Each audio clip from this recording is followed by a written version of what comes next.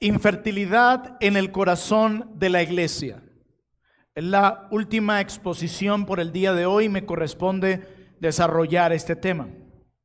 En mi primera sección y en la segunda exposición del pastor Luis, pudimos dirigir cada una de las enseñanzas a la luz de la Biblia a aquellos corazones afligidos en medio de la infertilidad.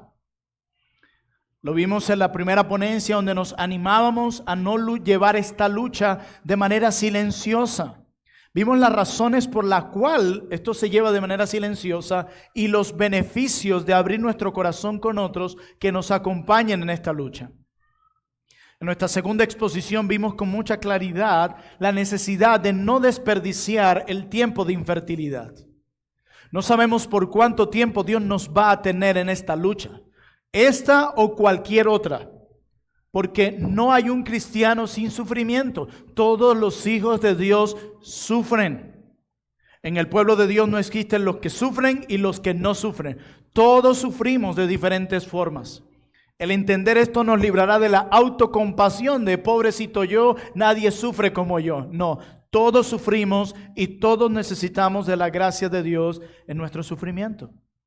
Pero no quisiéramos llegar a la presencia del Señor diciendo que esos 5 años, 10 años, 20 años que nos tuvo en nuestro proceso de lucha, lo perdimos o lo desperdiciamos, en palabras del pastor Luis. Nosotros podemos glorificar a Dios en medio de nuestra lucha más profunda o desperdiciar ese tiempo ensimismándonos, cayendo en la autocompasión, en el cinismo y la incredulidad. O aprovechar ese tiempo para reposar en Dios, glorificar a Dios y abrazar el compañerismo cristiano para crecer en medio del dolor. Así que cada vez que estamos luchando, cuando llega cada prueba a nuestra familia, a nuestra vida, debemos preguntarnos si estamos desperdiciando ese tiempo de dolor o aprovechando para la gloria de Dios ese tiempo de dolor. Siempre nos encontramos en uno de estos dos puntos. No hay punto neutral. O estás desperdiciando el tiempo en medio de esa lucha, o estás aprovechando el tiempo para la gloria de Dios. Así que estas dos exposiciones estaban enfocadas principalmente al que lucha.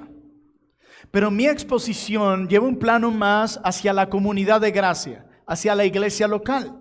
Mi exposición de hoy intenta capacitar a la iglesia local en cómo acompañar a aquellos que luchan con la infertilidad.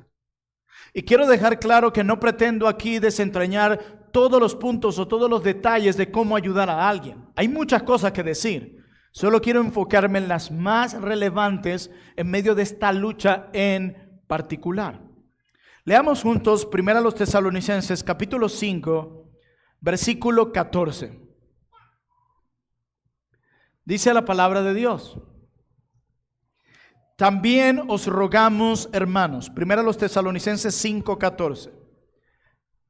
Noten que no dice líderes ni pastores, sino hermanos. Quiere decir que es un imperativo, un mandato dirigido a toda la congregación. También os rogamos, hermanos, que amonestes a los ociosos. Número 2, que alientes a los de poco ánimo. Número 3, que sostengáis a los débiles. Y número 4, que seáis pacientes para con todos. Hay un ministerio que Dios ha encargado a su iglesia a lo largo de los siglos. Un ministerio que pienso que se ha perdido por dos razones. La primera razón por la que creo que este ministerio, que la Biblia llama el ministerio de los unos a los otros, una de las razones por las que creo que este ministerio se ha perdido es por el clericalismo que existe en la iglesia local. ¿A qué me refiero? Muchos de nosotros venimos del catolicismo romano y pensamos que cuando llegamos a la iglesia evangélica nos desintoxicamos de todo lo que aprendimos ahí. Pero no es así. Cuando hablo de clericalismo me refiero a esta idea de que los líderes lo hacen todo. Es responsabilidad única de los líderes aconsejar a todos, discipular a todos, amonestar a todos y ministrar la palabra a todos. Esto es catolicismo romano. Tú llegas a la iglesia católica y el sacerdote se supone que le hace todo. Tú llegas y a las puertas de la iglesia están abiertas, tú solo llegas a sentarte, él se encarga de todo, de llevar la misa, de bautizar y de dirigir todo lo demás. Y cuando vamos a la iglesia evangélica, vamos arrastrando la misma idea de que el pastor y nuestro líder lo hacen todo. Y tienes un montón de líderes destruidos, quemados, agotados, acabados. Y esa parte del cuerpo de Cristo, o sea, la iglesia, está inmóvil porque está esperando que su líder lo haga todo y por lo tanto se están perdiendo la bendición de poder servir y edificar a otros. Alguien decía, creo que era el domingo pasado que estábamos en la iglesia Roca Eterna, que cuando una parte del cuerpo se mueve, todo el cuerpo se mueve con él. Así funciona la iglesia. Si la cabeza dice nos movemos, los pies y las manos todos van en movimiento, el corazón, los nervios, todo. Así debería funcionar la iglesia, no una sola parte. Y por eso creo que hemos fallado en el ministerio de los unos a los otros. Por ese clericalismo, la idea de que los líderes lo hacen todo. Y la segunda razón por la que creo que esto ha pasado es por la forma en cómo la psicología se ha infiltrado en la vida de la iglesia.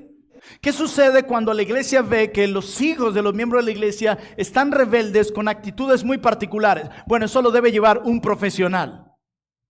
Y lo mismo con la ansiedad, la depresión o cualquier otro tipo de lucha. Eso lo debe llevar un profesional. Pero déjame decirte, si usted conoce la historia de la iglesia, en tiempos pasados era la iglesia con la Biblia la que ministraba estos casos.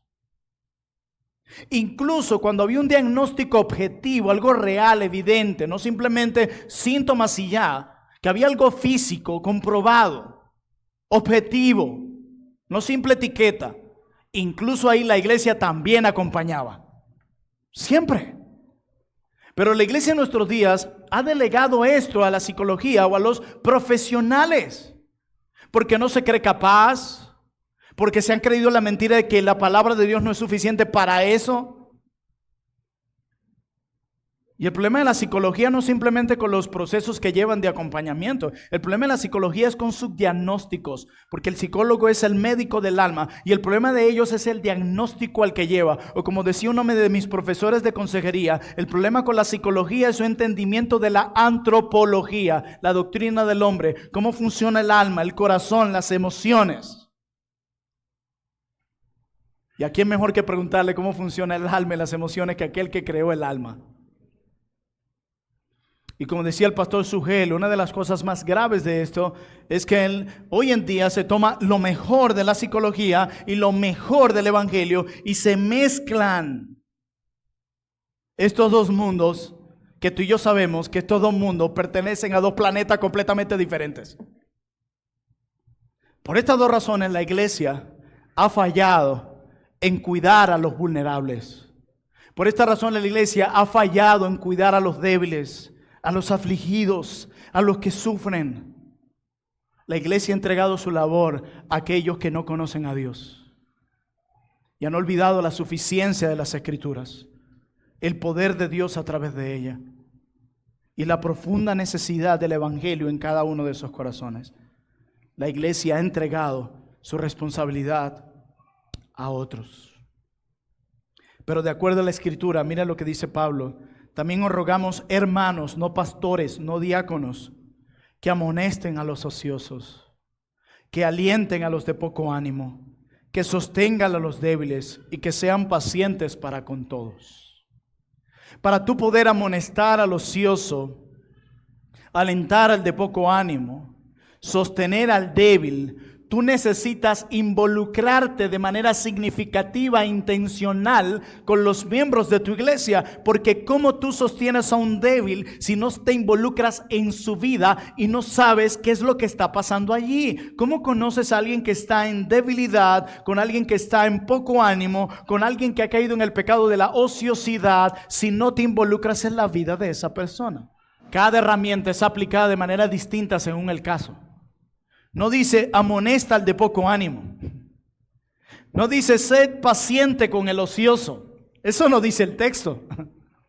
Hay una herramienta particular para cada caso. Por eso necesitamos hacer preguntas cuando alguien viene a nosotros, llegar al corazón del problema cuando alguien viene a nosotros. Y como cuando tú vas al médico. O tú vas al médico, tú dices, me duele la rodilla, y el médico no dice, bueno, inmediatamente aquí está, colóquese esta inyección o ve a quirófano. ¿Verdad que no?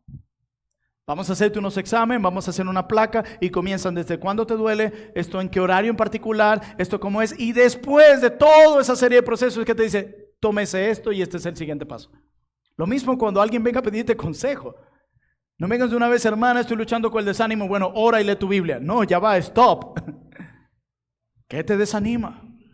¿Desde cuándo? Ve el corazón del problema y después de todas las preguntas, provee solución. Y lo mismo es aquí. Para que puedas aplicar el consejo, la herramienta apropiada a cada uno. Amonesta a los ociosos, alienta al de poco ánimo, sostenga a los débiles. Necesitas conocerlo para aplicar la herramienta adecuada a cada uno. ¿Por qué digo todo esto en este tema, infertilidad en el corazón de la iglesia? Porque quiero persuadirlos de que es nuestra labor como iglesia de Cristo cuidar a los débiles. Es nuestra labor como iglesia de Cristo consolar a los afligidos, todos, no solo los pastores y líderes, todos en quienes mora el Espíritu Santo de Dios, todos quienes tienen la palabra profética más segura, todos tenemos lo que necesitamos para aconsejar, animar y amonestar, todos. Cuando una parte del cuerpo se mueve, todo el cuerpo se mueve. Es una labor de todos. Y de este tema no se escapa la lucha con la infertilidad. La iglesia tiene que recibir en su corazón a las parejas que luchan con el pecado de infertilidad. Los pastores tienen que velar por aquellos que están luchando contra la infertilidad. Alguien decía, la vida real no es como las películas, con simples finales felices. La vida es desordenada, incompleta, llena de oscuridad, de heridas. La vida de la iglesia está llena de personas con cuerpos quebrantados. La vida de la iglesia está diseñada por personas, matrimonios con cuerpos quebrantados, diseñados para fructificar y multiplicarse. Pero a pesar de que la iglesia está diseñada con matrimonios que han sido diseñadas para multiplicarse y fructificarse al mismo tiempo, esos cuerpos que fueron diseñados para multiplicarse y fructificarse al mismo tiempo están quebrantados debido al pecado que entró en el mundo. Ese tipo de personas viene cada domingo a nuestra iglesia. Hermanos, el 99.9.9 de las personas que vienen a nuestra iglesia está rota. Están rotas, vienen con heridas. Nadie llegó con la mente en blanco al cristianismo.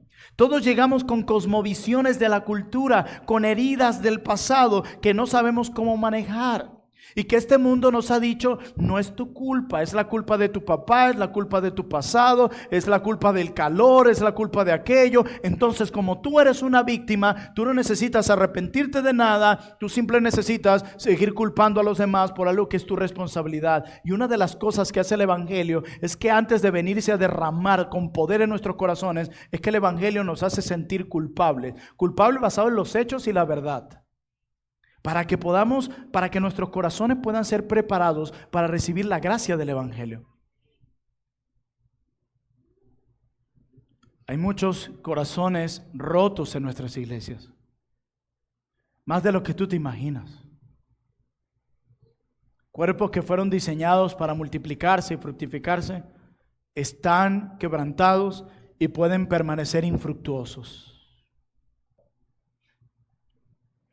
Y la Escritura nos enseña que si no estamos trabajando en dependencia de la gracia divina, en abrazar el segundo mandamiento y ser intencional en cumplirlo, eso denota que en el primero hemos fracasado.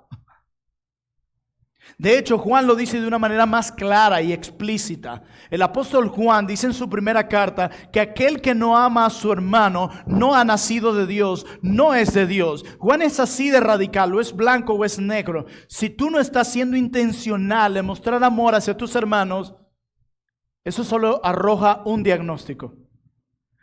Tú no tienes un amor verdadero y real con Dios. Lo tuyo es una religión muerta, como la que habla Santiago. Pero tú no tienes una relación viva con Dios. Así que si esto que estamos exponiendo en esta pequeña conferencia tiene que ver con un mandamiento, amar al prójimo, quiere decir que toda la iglesia debe abocarse a esto.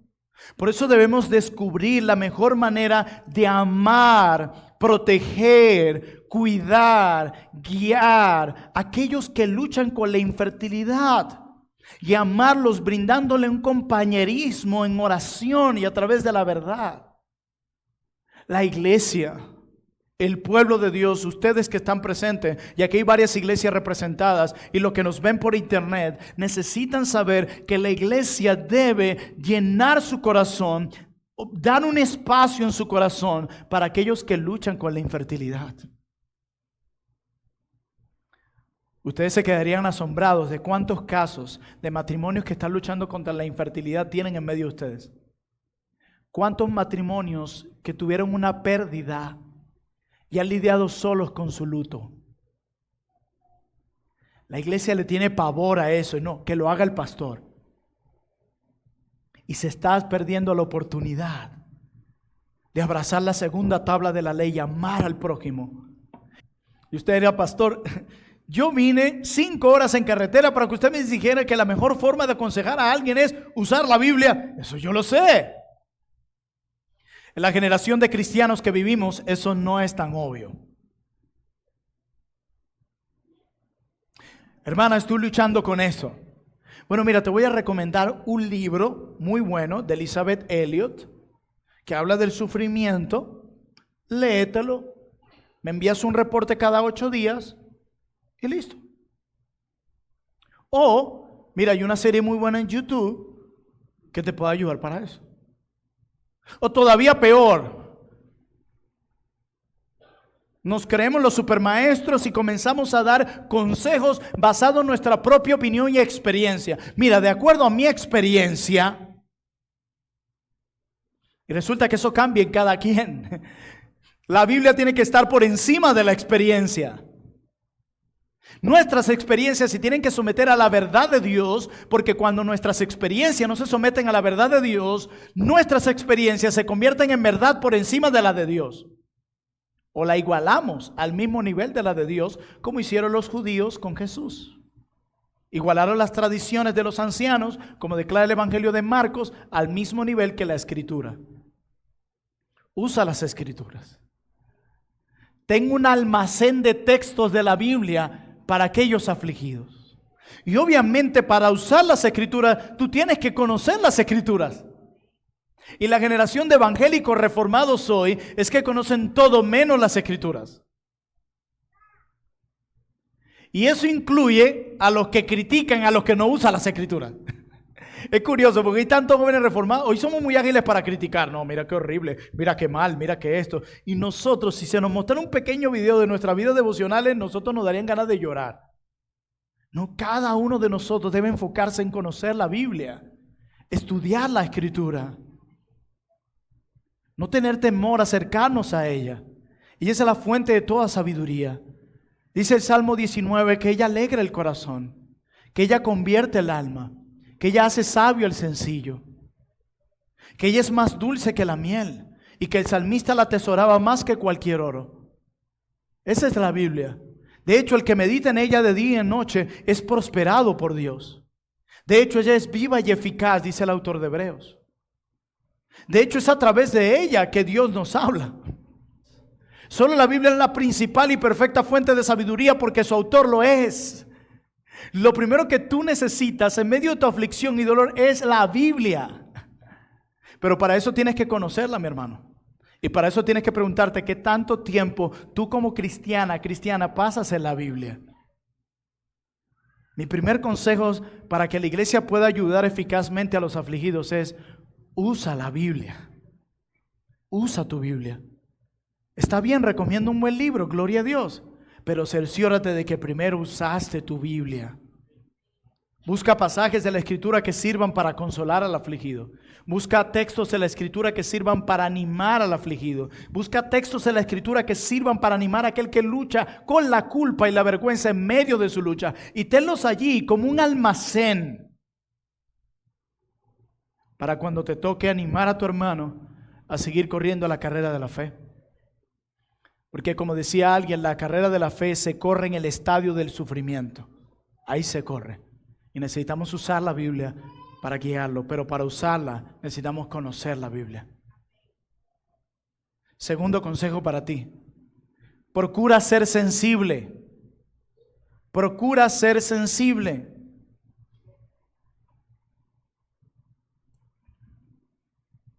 Mira, decía alguien, el día de la madre, los baby shower, los anuncios de embarazo pueden provocar una profunda tristeza en las parejas infértiles. No te imaginas cuánto. Yo no estoy diciendo que tú alimentes la autocompasión de nadie. Solo te estoy diciendo que seas sensible ante el dolor de alguien. ¿Ustedes no les ha pasado que hay momentos donde van a la casa de luto y hay conversaciones que tú dices, aquí no hablemos de esto? Incluso ropa, que tú dices, esto no es un momento sabio para hablar de este tema, para hacer chistes. Eso es aplicable para todo. La Biblia nos llama a la prudencia. Dice que el que refrena sus labios es considerado como sabio. Sé sensible. No puedes esperar que aquellos que luchan con la infertilidad se mantengan siempre felices en un momento como ese. La infertilidad es siempre un tema incómodo en cualquier comunidad, en cualquier iglesia.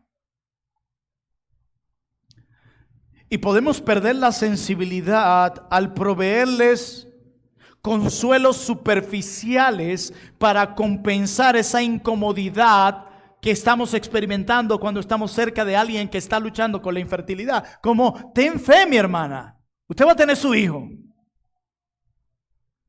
¿Qué pasa si eso no sucede? Quedas como una mentirosa o mentiroso delante de los ojos de Dios. O sabes qué, mire, yo tenía esa misma situación. Yo oré al Señor, me metí en un ayuno de 40 días y Dios me respondió a mí.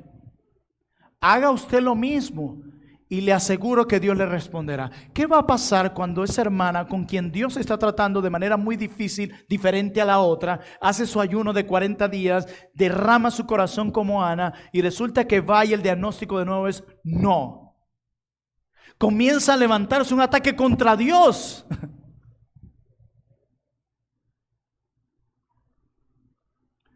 No deberíamos ofrecer consuelos superficiales.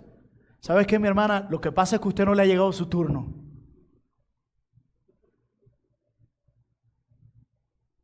No sabemos en la forma en cómo herimos. Y hermanos, quiero dejar claro algo que el pastor Luis lo enfatizaba, y era la idea de que tampoco pensemos que cuando estas personas nos dicen eso, lo están haciendo con la intención de destruirnos. Porque pueden nosotros llenarse nuestro corazón de odio, rencor hacia esa hermana, imprudente. ¿Cómo me va a decir eso? Ella no sabe cómo yo sufro. No, tengamos paz y seamos benignos. No siempre la motivación de ese hermano es malvada, sino que tenemos que reconocer algo, mi hermano. Nosotros no sabemos consolar. No nos enseñaron ni siquiera a hacerlo. Tú vas a un funeral y lo siento mucho, o sentido pésame. Esa es la frase que nos dieron para disfrazar nuestro no saber consolar. Bueno, yo fui a dar el pésame, sentido pésame. Ya lo hice. Gracias a Dios por esta frase. Nos cuesta. Alguien muere o está afligido y nuestra respuesta a los grupos de la iglesia es: estamos orando por ti. Nadie puede escribir un mensaje más largo porque no sabe consolar. No sabemos hacerlo. Necesitamos aprender a hacerlo. Por eso no pienses que cuando alguien te hace estas preguntas es porque te odia. Ella necesita tanto aprender a consolar como tú, porque quizás si estuvieras en la misma posición, cometerías el mismo error también. Así que procura ser sensible cuando tengas frente a ti hermanos que están luchando con la infertilidad y que vienen a ti. Tercer consejo: evita consejos imprudentes. No solo usa la escritura, no solo procura ser sensible, sino que en tercer lugar, evita consejos imprudentes. Amados hermanos, cuando estamos lidiando con alguien que lucha con la infertilidad, tendemos a ofrecer todo tipo de consejos. Y más en nuestra época donde todos nos creemos médicos.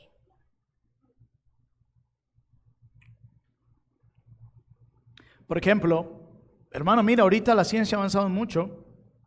Y quizás que lo diga un médico puede ser, tiene más sentido.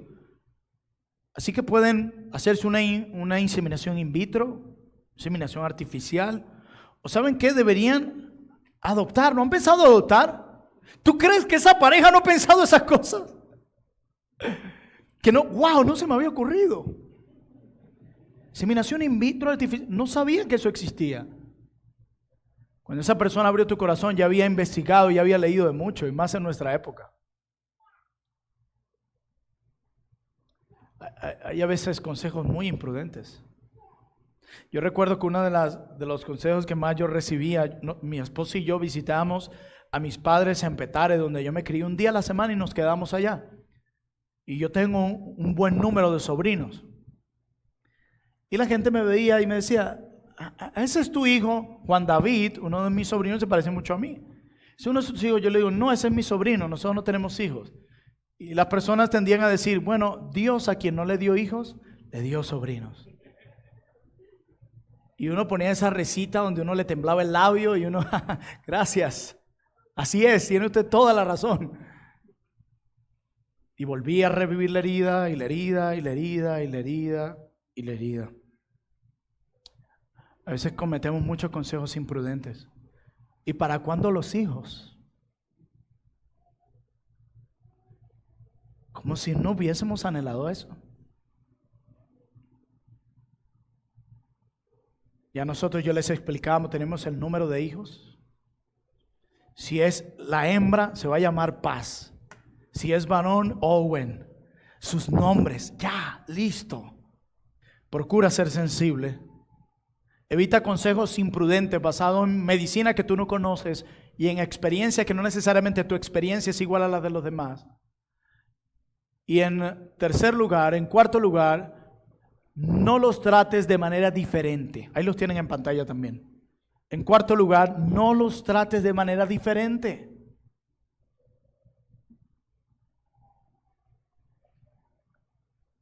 Hermanos, lo último que quiere una pareja infértil es que los traten diferente.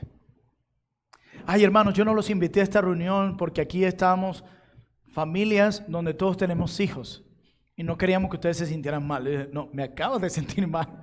Me acabo de hacer sentir muy mal. Eso no se hace. Y a tu pastor menos. Las familias con niños también deberían intentar de tener consigo a aquellas personas que no tienen hijos y no excluirlas por miedo a decir algo incorrecto, porque debido a lo anterior que he expuesto, dicen, bueno, yo no quiero ser imprudente, no quiero ser insensible, mejor no los invitemos. Recuerda que las parejas infértiles no son ciudadanos de segunda categoría. Son amados por Dios de la misma forma que tú. Han sido justificados de la misma forma que tú. Son amados por Dios igual que tú. Y Efesios 1 también es para ellos. Han sido bendecidos con todas las bendiciones espirituales en Cristo Jesús, desde la eternidad hasta la eternidad. Serán recompensados igual que tú. De hecho, ellos pueden ser de gran bendición en apoyarte en la crianza de tus hijos, como los solteros. Apóyate en ellos, acompáñate con ellos, pero no los aísles. Así que no los trates de manera diferente. Siguiente consejo para ustedes. Consejo número 5. Llora con ellos y brinda esperanza. Llora con ellos y brinda esperanza. Yo le decía hace un inicio, y este siervo de Dios lo escribió así: la infertilidad puede ser como llorar la pérdida de un hijo que nunca se tuvo. Cada mes sigue siendo una oportunidad para la vida, pero no llega. Ninguno de nosotros puede aliviar este dolor sofocante con triviales palabras de consuelo, pero podemos acercarnos y llorar y orar y señalarles la esperanza de la redención de este mundo, que no siempre será así. Es como llorar la pérdida de un hijo que nunca se tuvo. Cada mes sigue siendo una oportunidad para la vida, pero no llega. Así luce la infertilidad.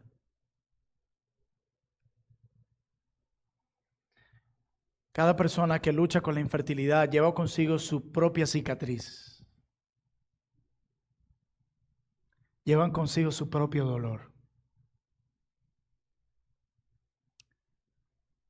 Tú no te imaginas cuánto se llora en silencio y en privado por un hijo que no se ha tenido. Cuánto se hace tan terrible. ¿Ustedes han experimentado esos sueños que se sienten tan real? Que a veces uno se para con el corazón agitado y con miedos. Bueno, así pasa cuando uno sueña con un bebé. Y en el sueño está ese anhelo. Te levantas y solo están tú y tu esposa. Y no está ese niño que estaba ahí. También se lucha. También se llora. Decía alguien, los que siguen los pies traspasados del Salvador llevan sus propias cicatrices. Quienes luchan contra la infertilidad tal vez no carguen con las cicatrices físicas del parto, de una cesárea, pero sí con las cicatrices emocionales y espirituales de la dolorosa lucha con Dios. Fin de la cita.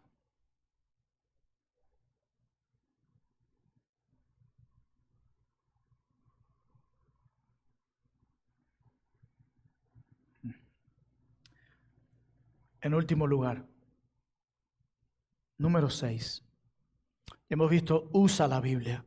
Ella es suficiente. Procura ser sensible. Evita consejos imprudentes. No los trates de manera diferente. Llora con ellos. Ellos necesitan un hombro donde llorar. Y bríndales esperanza, ánimos. Levanta su mirada hacia la eternidad, hacia la identidad que tienen en Cristo. Y número 6 y último. Recuérdales que la vulnerabilidad es un medio para un fin.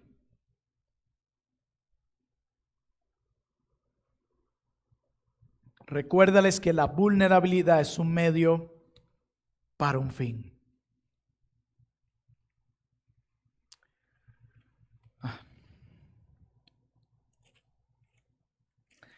Ser vulnerable puede significar ser honesto acerca del pecado, decía alguien, del quebrantamiento, la debilidad o simplemente del desorden general de la vida. Eso es ser vulnerable. Ser vulnerable es el momento donde compartimos nuestro dolor con otro, nos quitamos toda careta, toda fachada, todo escudo y nos mostramos tal cual como somos. No necesitamos mostrar una vida que no estamos viviendo. Ser vulnerable es el momento donde expresamos nuestra debilidad para que se pueda hacer visible en mí el poder y la suficiencia de Cristo, que nos transforma cada vez más a su semejanza. Hermanos, la vulnerabilidad no es un fin en sí mismo. No lucimos vulnerables como un fin en sí mismo. Nos mostramos vulnerables porque la vulnerabilidad es un medio para un fin más glorioso. Y quiero que veamos esto en segunda carta de Pablo a los Corintios, capítulo 12.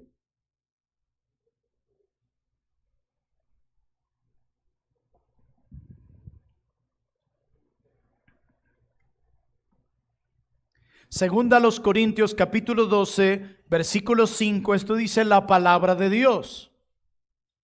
Es hablando el apóstol Pablo y dice, de tal manera me gloriaré. Está hablando de su experiencia sobrenatural y dice, pero de mí mismo en nada me gloriaré, sino en qué, en mis debilidades. El apóstol Pablo, uno de los mejores teólogos del Nuevo Testamento, a quien Dios más usó para escribir el Nuevo Testamento y a llevar a cabo una obra misionera hacia los gentiles, no tiene temor de lucir vulnerable.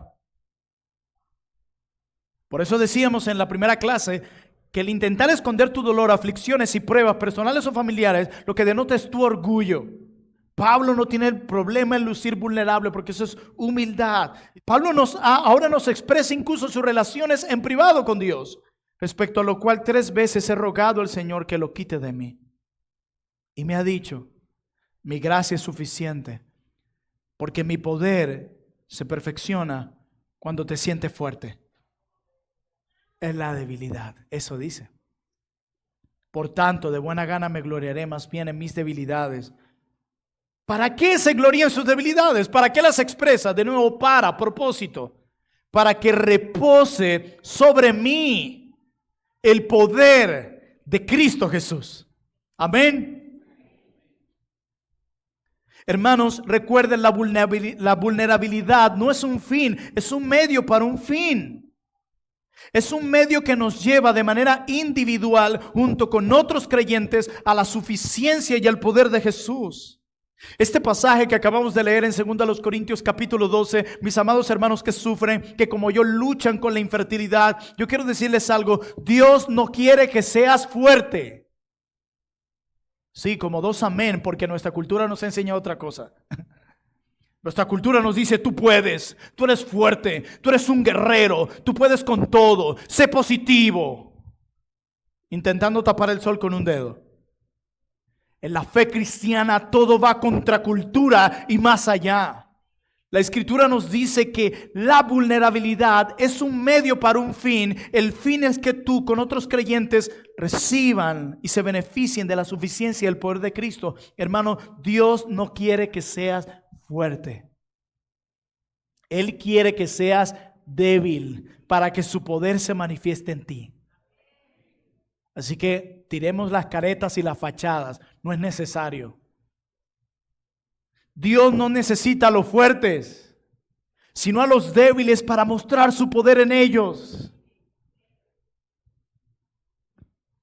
No para que se admiren de nuestra debilidad, porque esa es la otra cara del orgullo. Hay 2 tipos de orgullo. Hay un orgullo que quiere aplauso por los logros que obtiene, pero hay un orgullo que quiere aplauso por el sufrimiento que experimenta.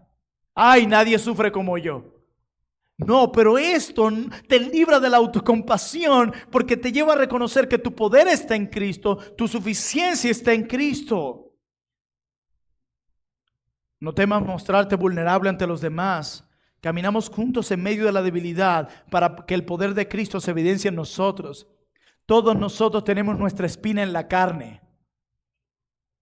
Y con el mismo propósito, para que no nos enaltezcamos, para que no nos llenemos de arrogancia, porque nuestra tendencia es el orgullo. Yo tengo mi espina en la carne, ¿cuál es la tuya? Y dice Pablo que la respuesta de Dios fue, mi gracia es suficiente para ti. Y alguien decía que la gracia de Dios es el poder de Dios obrando en nosotros con poder. Dice, mi gracia es suficiente para ti. Bástate mi gracia. Porque mi poder se perfecciona, crece, se hace más evidente cuando tú eres débil.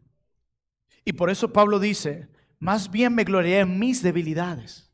No tendré temor en expresarla a otros, para que repose sobre mí el poder de Cristo. Y lo contrario también es una realidad. Cuando no me muestro débil, sino fuerte, el poder de Cristo no puede reposar en mí. Así que recuérdale eso, iglesia, aquellos que estás acompañando en su dolor, y hazlo con amor, con gracia, con misericordia y paciencia, con lágrimas. Llora con él, ten empatía con tu aconsejado. No es simplemente paso 1, paso 2 y paso 3. Lleva la carga con él, sufre con él, llora con él. Y recuérdale, hermano mío, no temas temor en lucir débil. El poder de Cristo reposará en ti en medio de tu debilidad. Se hará evidente más en ti, en tu debilidad. Parece mentira, pero no necesitamos más gente fuerte en la iglesia, sino más gente débil para que el poder de Cristo repose en ellos. La infertilidad en el corazón de la iglesia. No entreguemos nuestro rol a otros. Necesitamos ser no solo una iglesia que ora mucho, que lee mucho. Necesitamos ser una iglesia más compasiva y misericordiosa. ¿Dónde quedó la gracia? ¿Dónde quedó la gracia? Y yo no estoy diciendo que abras tu corazón con todo el mundo. Mañana voy a hablar un poco de eso. Hay gente que le fascina abrir su corazón con todos para dar lástima delante de todos, o a veces ni siquiera sabemos la motivación de ello.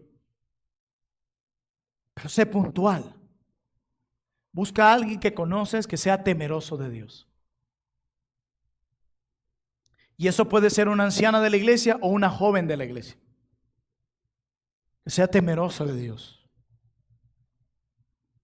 Que te diga la verdad en amor. Que vaya al corazón del problema y no sencillamente te dé consejos superficiales. Que te ame y a quien tú también puedas ver con misericordia y paciencia. Porque para esa persona quizás tampoco es fácil darte consejos en medio de tu lucha. También está pidiendo la ayuda del Señor. Y amada iglesia, trono de gracia y aquellos que están presentes en otras congregaciones, tengan en su corazón a las parejas que luchan con la infertilidad. Búsquenlas en su iglesia y ámenlas. Búsquenlas.